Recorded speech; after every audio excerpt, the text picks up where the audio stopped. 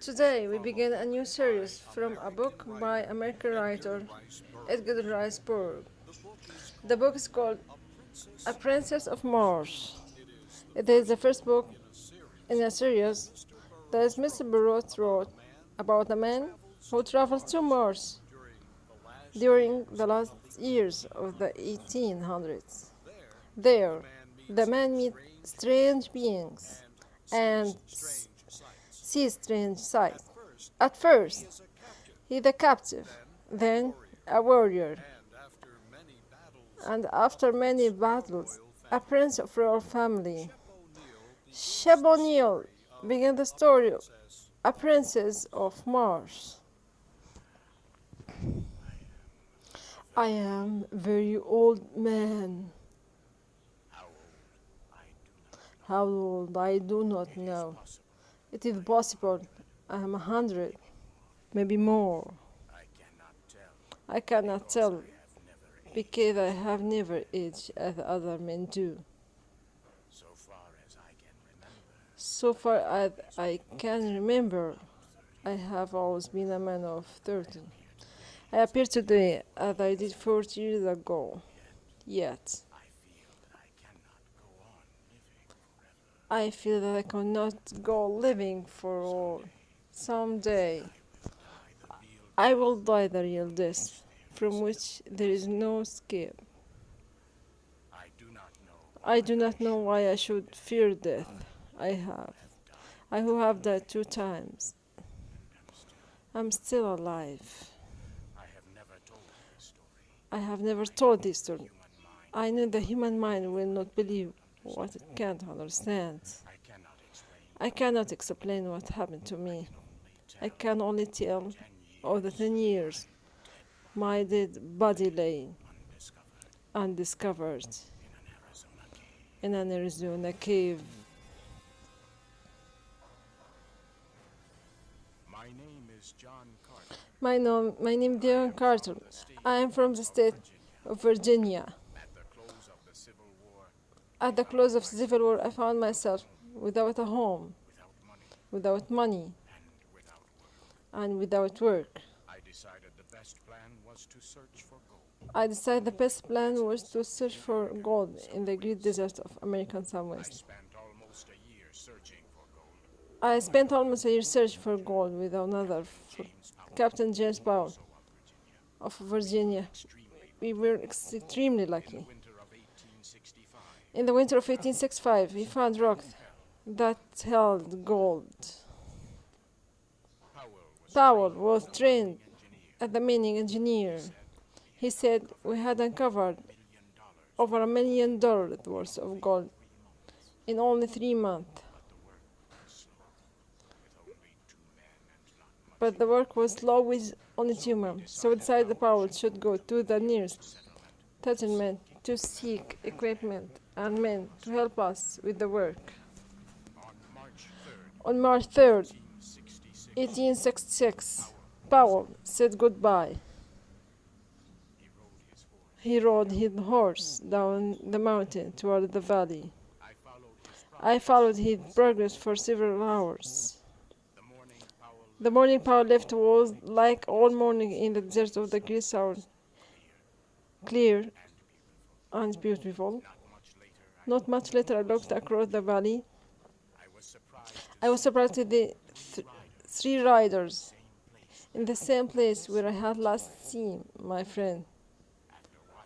After watching for some time, I decided the 3 riders must be hostile Indians.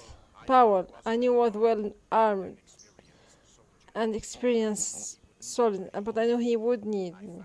I found my weapons, placed a saddle on my horse, and started as fast as possible down the trail taken by Powell. I followed as quickly as I could until dark. About 9 o'clock, the moon became very bright. I have no difficulty following Powell's trail. I soon found the trail left by the 3 riders. I knew they were Indians. I was sure They wanted to capture Paul. Suddenly I heard shots far ahead of me. I heard as fast as I could. I came to a small camp. Several hundred Apache Indians were in the center of the camp. I could see Paul on the ground. I did not think about what to do, I just acted. I pulled out my guns and began shooting. The Apaches were surprised and fled. I forced my horse into the camp and towards Bart. I reached down and pulled him up on the horse by his belt. I urged the horse to greater. The Apache by now realized that I was alone. I quickly began to follow. We were soon in very rough country. The trail shoes began to rise sharply. I went up and up. I followed the trail for several hundred meters until I came to the mouth of a large cave. It was almost morning now. I got off my horse and laid Paul on the ground. I tried to give him water, but it was no use. Paul was dead.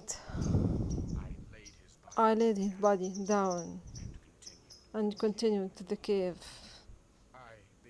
I began to explore the cave. I was looking for a safe place to defend myself, or perhaps for a way out, but I became very sleepy. It was a pleasant feeling. My body became extremely heavy. I had trouble moving soon. I had to lay down again at the side of the cave. For some reason, I could not move my arms or legs. I lay facing the opening of the cave. I could see part of the tree that had led me here, and I could see the Apaches. They had found me, but I could do nothing. Within a minute, one of them came into the cave. He looked at me, but he came no closer. His eyes grew wide, his mouth open. He had a look of terror on his face. He looked behind me for a moment, and then fled. I heard a low noise behind me. So could the rest of the Apaches. They all turned and fled. The sound became louder, but I still could not move. I could not turn my head to see what was behind me.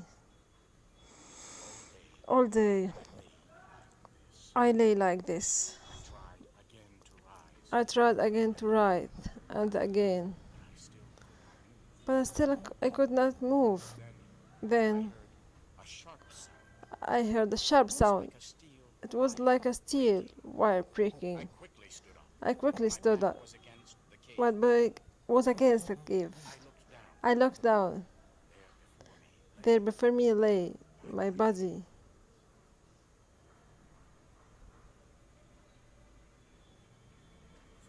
For a few moments, I stood looking at my body. I couldn't bring myself to touch it. I was very frightened. The sound of the cave and the sight of my body forced me away. I slid back to the opening of the cave. I turned to look at the Amazon night. I could see 1,000 stars. As I stood there, I turned my eyes to a large red star. I could not stop looking at it. It was Mars, the red planet, the red god of war. It seemed to pull me near. Then, for a moment, I closed my eyes. There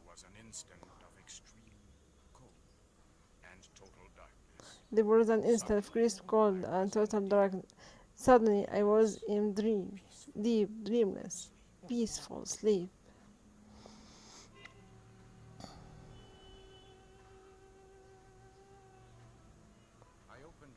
I opened my eyes upon a very strange land.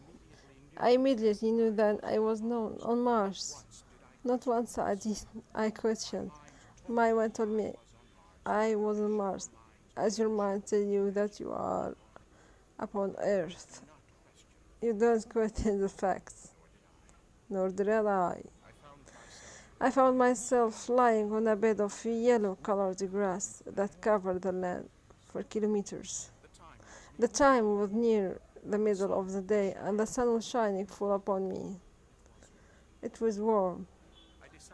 I decided to do a little exploring. Spring to my feet, I received my first Martian surprise. The effort to stand carried me into the Martian air to the height of about 1 meter. I landed soft about the ground, however. I found I must learn to walk all over again. My muscles were used to the gravity of Earth. Mars had less gravity.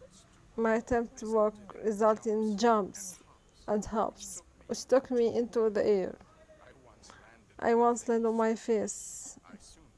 I soon learned that it took much lesser effort for me to move on Mars than I do on Earth. Near me was a small low wall. Carefully, I made my way to the wall and looked over. It was filled with eggs, some already broken open. Small, green creatures were in them. They looked at me with huge red eyes. I was the fierce-looking creature I felt to hear twin full-grown Martians come from. They had come without warning. I turned, I saw them. One was coming at me with a spear, with sharp tip pointed at my heart.